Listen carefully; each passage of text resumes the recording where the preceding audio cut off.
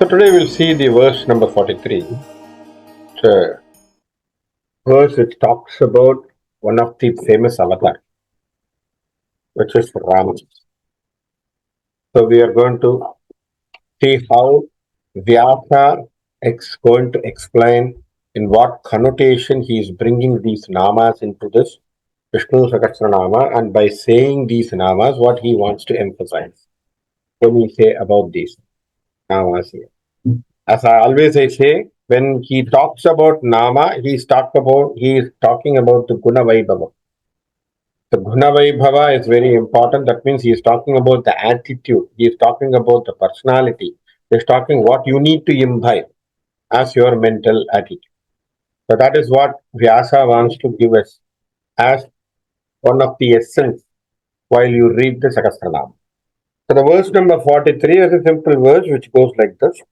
Ramo Viramo Viradho Margo Neyo Nayo Nayah Veerasakkhim Madam Sreshto Dharmo Dharma Vidhuttamaha. Excellent way of explaining what Rama's avatars is all about and the uniqueness of Rama. The verse starts with the first about the avatar, mentioning the avatar name Rama. Ramaha. Ramadaha. What does Rama mean? Rama means the embodiment of dharma, as simple as that. When I say the nama as Rama, that is what it is talking about. Besides that, Rama is also considered to be one enchanting or charismatic character. Rameti iti Ramaha. That means by just chanting his name, you get more associated with him or you merge with him. That's what we say, Ramataha.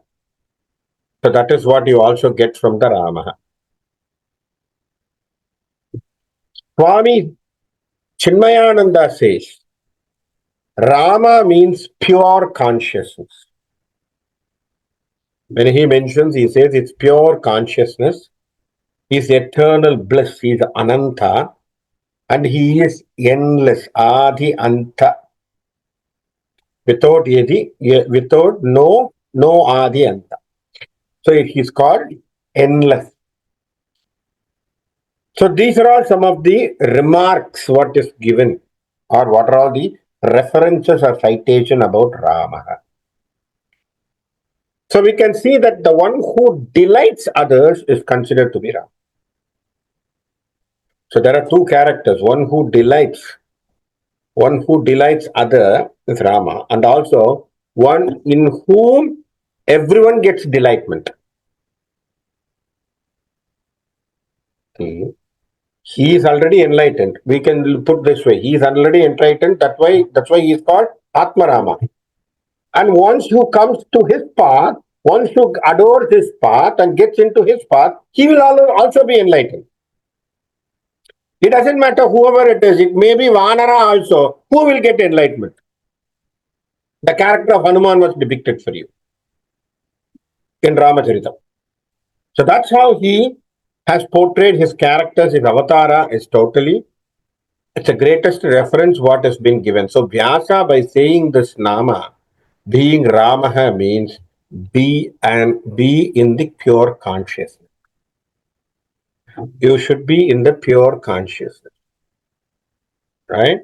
So that is one of the very important essence what Vyasa wants to state by giving the nama as Rama. You be in the pure consciousness. If you want to get the consciousness, what you need to say? You keep on saying the pure consciousness out again and again and again. Rama, Rama, Rama, Rama, Rama. So when you keep on saying that pure consciousness again and again, what happens? That pure consciousness, you become the Tattva-masi. You become that. That's what we all want, right? What is that pure? What is that which is on the higher side, which is considered to be the Brahman? I become the Brahman. So I am that, I am that, I am that. That's what we have. The beautiful question which was asked in front of Nisargadatta Maharaj, who was one of the famous Maharaj who has written a book called I Am That. So one fellow asked him, what prevents me not getting that I am that? Because he says, you are the obstacle for yourself to get into that self-realization. There is nothing externally or externally going to stop you. It is you are the obstacle, not realizing it. Then he asked, then how do I realize?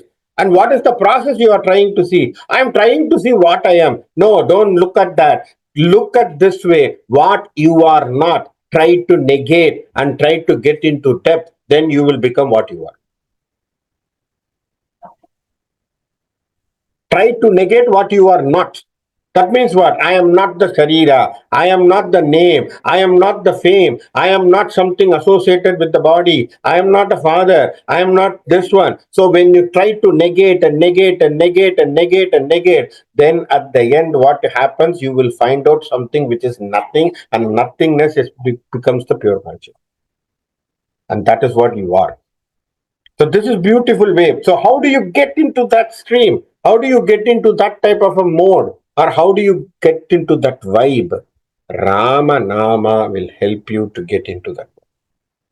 That's what the Vyasa is understanding. So he says, so being Vyasacharya giving that command, he is one masters and master.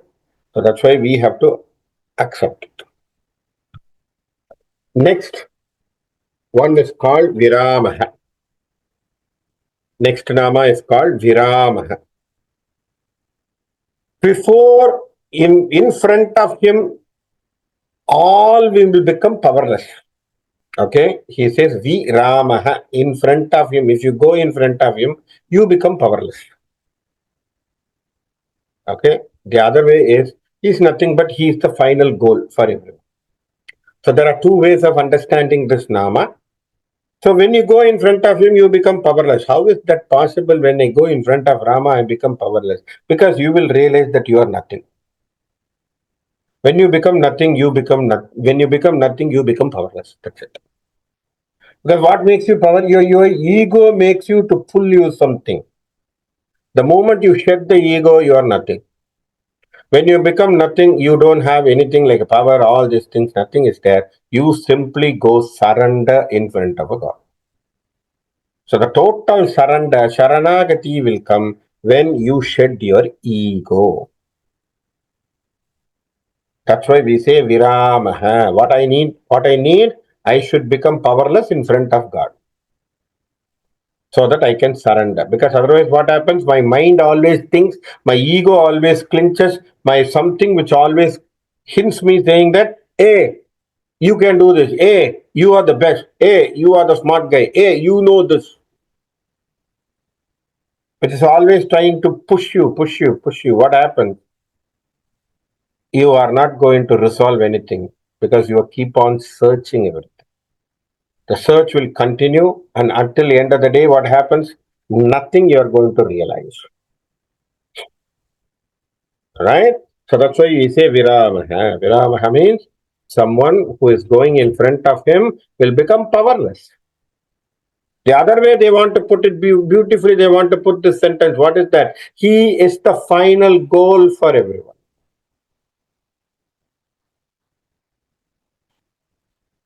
He is the final goal. All right. So these are beautiful understanding from this one word or one nama. So he is the final resting place. That's what Swami Chinmayananda says. He is the final resting. Why we say he is the final resting place? Because as in the Narayana Rupa, we all know that at the end of the Pralayam, every world goes and merges with Narayana. So that is the understanding that whenever we want to get the moksha, chant him, get to him, and be delighted in him. So you will get those things. That's what the idea is all about, getting into it. So Viramaha. Virataha. Virataha. What is Virata? Okay. So some people, in some of the commentaries, they also go like this. Virataha, Virajaha, Margaha, all those things are way that they go. It's called Patapeda. Patapeda means each one have their own way of writing in it. So Viradaha, Virajaha, Margaha. So what does this mean? So Virataha means some determination. Okay, when you say Vratam, I'm keeping Vratam means what? I'm keeping a determination. I want to have myself, I want to conduct myself in some discipline. This is the principle I want to keep it myself. That is what we say Vrata. People don't understand that when it comes to Vrata means it's just fasting. No, fasting is one element of Vrata. When they say for Ekadashi I do Vrata, what is that? What do you want to say? Ekadashi Vrata means Eka Chinta. Thinking about the God alone. And you be there. That is what is called Vrata. But people always, what happens? They don't get that meaning clearly, but they think fasting is just a vratam for them. So fasting is an element of vratam. Vratam means everything compasses. What is that? Your mind, your action, your deed, everything put to go to the God. Not just giving up the food. Right? So, but vratam, here what we say, Rama lived with vrata. What type of vrata he had? It's a beautiful understanding. What type of a vratam he had? When he came, he said, Atmanam Manusham Mannet. I will live like a human being. That's what one of the vratam he had. He declared himself, he said, Atmanam Manusham Mannet. I will live like a human being. First vrata. And then he gave a word or he gave a promise to his wife when he married Sita. But he said, I will not go for any other second girl or in my any second wife. I will never marry. I will not even think about. That's what the word says. Excellent word. In the Ippiraviyil, that's what he says. Beautifully said. Kripananda Varyas gives in Tamil. I will explain you the real meaning of it. In the Ippiraviyil Sindayalum Irumadare Todeen. That means what? He said, in this birth, in this avatara, I will never think about any other women except you. Sindayalum, that means what? Even in my thoughts, even in my dream, I will never do. That's the vratam what he had. And he maintained that, right? So he never went out of it. Even when the Sita has gone. But he still stayed. And he never married. And he lived like that. That's why he is the Rama Virata. So the Vratam what Rama had is a very pure by his own determination. So Vrata had Marga. Marga means what? Way, path. All right. So what type of a path he is giving to us? The path you have to sought behind. You have to go for.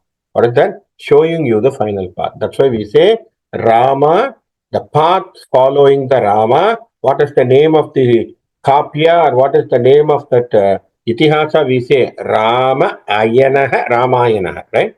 Ayana means going on the path, the direction of Rama. So Ramayana means what? Following the path of Rama. So this is where basically we say Viradaha Margaha. So follow Rama. Follow him. Go with him. So you will get that. That's why Rama Nama is considered to be more sacred to purify you. Right? Just after the Palashruti, you're going to see that Ishvara, Shiva, is saying that 3 times chanting Rama is equal to the entire chanting of Vishnu Sahasranamam. Right? 3 times chanting of Ramanama is equal to chanting the entire Vishnu Sahasranama, Sri Rama Rama Rameti, Rame Rame Manorame, Sahasranama Tattulyam, Rama Nama Varannane. So he says, chant 3 times Ramanama, then that is equal to 1,000 names of Vishnu. So if you can understand, even Ishvara is giving that verdict, you can understand the greatness of that Ramanama. Right? So that's why we say some namas you should get into your mind. Always you have to keep on chanting. So that is the marga. So Rama marga, Ramayana. So that is basically what we say here, Rama. Okay. Marga. A beautiful, beautiful sentence. Marga itihi marga. Beautiful understanding. Shankara says from the Taittiriya Upanishad, Nayana. So you are looking at him. Dharma. What type of path he is showing? Dharma. That's why we say Rama Vigrahavan Dharma. He is Dharma, embodiment of Dharma. Next, Nama is called Neya. He who lets himself to be governed by his devotees. He who lets himself to be governed by his devotees. What does it mean? So sometimes he plays a Maya play like this. Like as because he said he is going to be human being, right? He will also ask someone to guide him. You just govern me, you just guide me, you just show me. Because of his bhakti, he's like that. So what is the best example that he has shown this to his own devotee, Shabari? A lady whose name no one knows what is her name is. She is named based on her community. It is one of the tribal community. From where this lady comes. She is totally illiterate. She doesn't know how to read, how to study. Nothing, no Upanishad, no Vedas, nothing she knows. She was in the Matanga ashrama. She was serving the Matanga Maharishi, but he knows that she is a very religious person. Religious means in the mind she is very spiritual. She always think about doing good. So when Matanga Rishi wants to migrate from that place and he wants to transfer to some other ashram, he told Sabari, Ma, your boon is going to be completed. You are going to see the avatar. You are going to witness the great, great, great avatar of current period. So you better stay here. And he is Rama, who is going to come with his younger brother. You are going to see him. And he gave her the blessings and he went.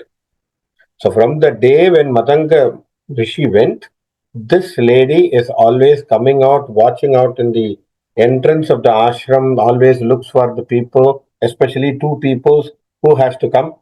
And she is always watching for Rama Lakshmana and she is looking for them, looking for them, looking for them. So many years she was doing. So that is basically one of the tapas what she was doing, right? So tapas by Sabari.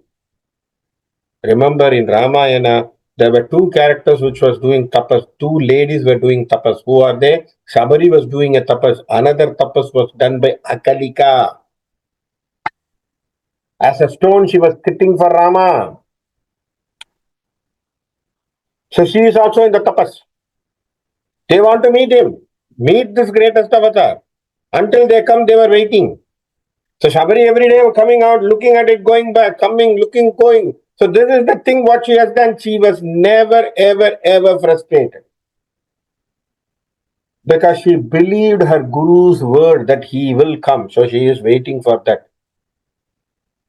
And the day came when Lakshmana and Rama came to her ashram. The moment she saw, she found herself with all ecstasy, all her bhakti came. What happens? She is giving that berry fruits to him. How she is giving? She doesn't want to give the one which is very, the salty one or something.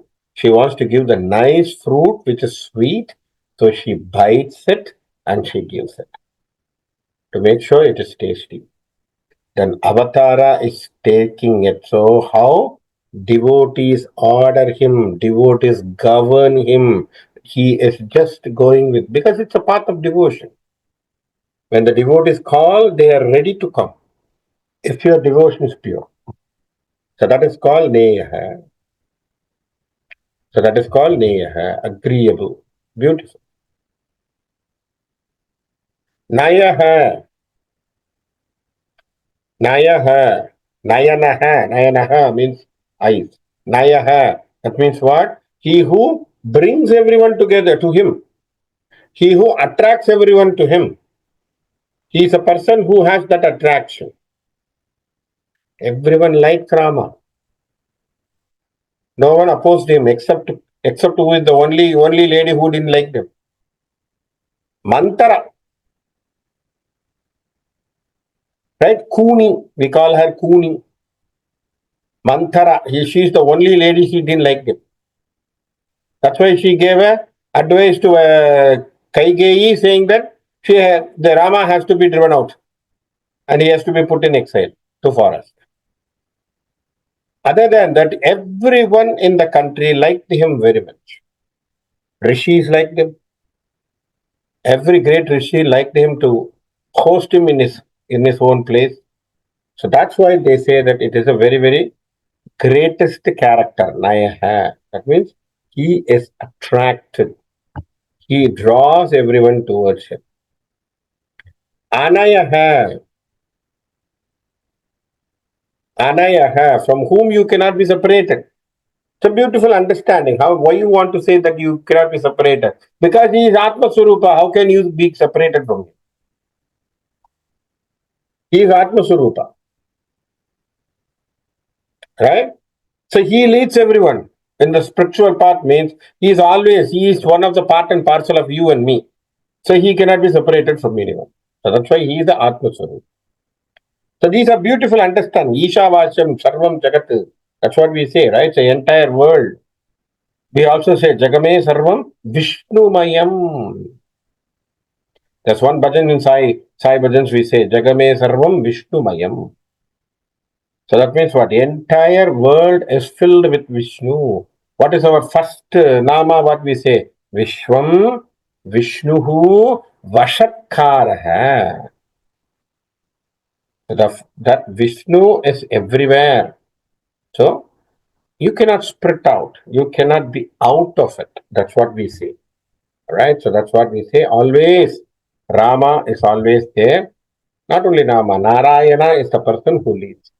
Veeraha.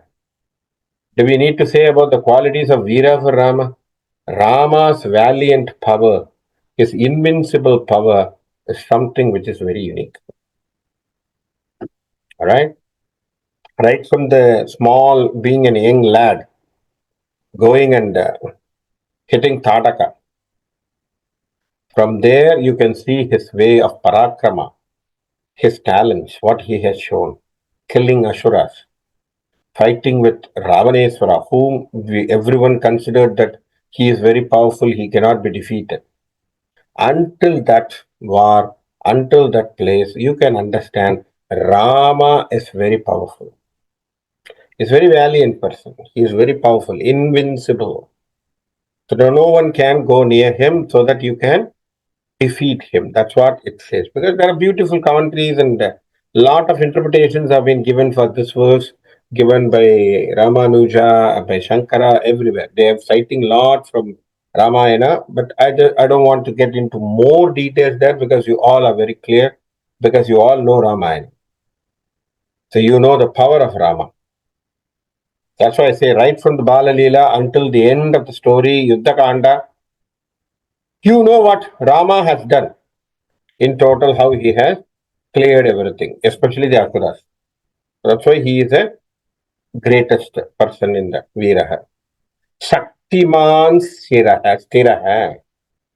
So he is Stiraha. Stira means what? He is stable. Among whom? Shaktiman. Among the Shaktiman, among the powerful, he is one of the person who is stable.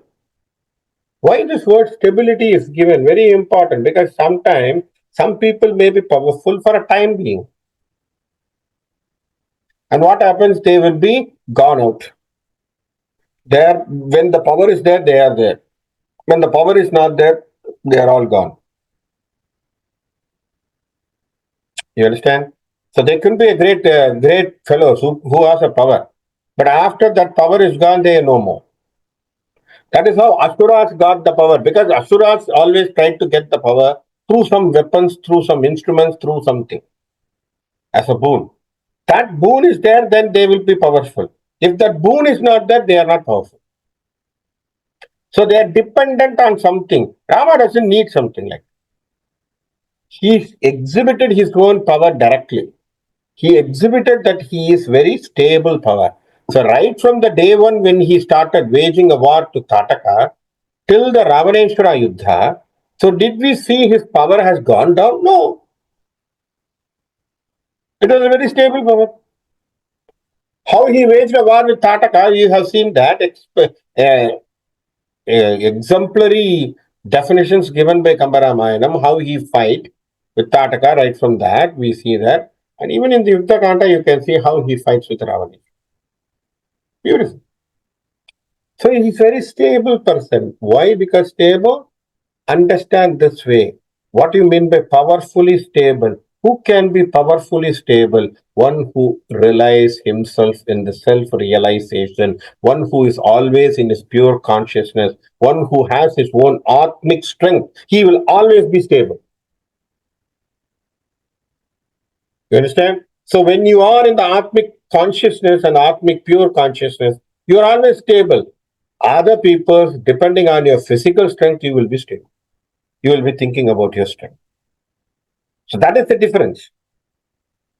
Atma bhalam difference but between the Atma bhalam and Deha bhalam. You understand? So there could be balas of three difference. Deha bala, Mano bhalam, Atma bhalam. The highest degree is Atma bhalam. Right?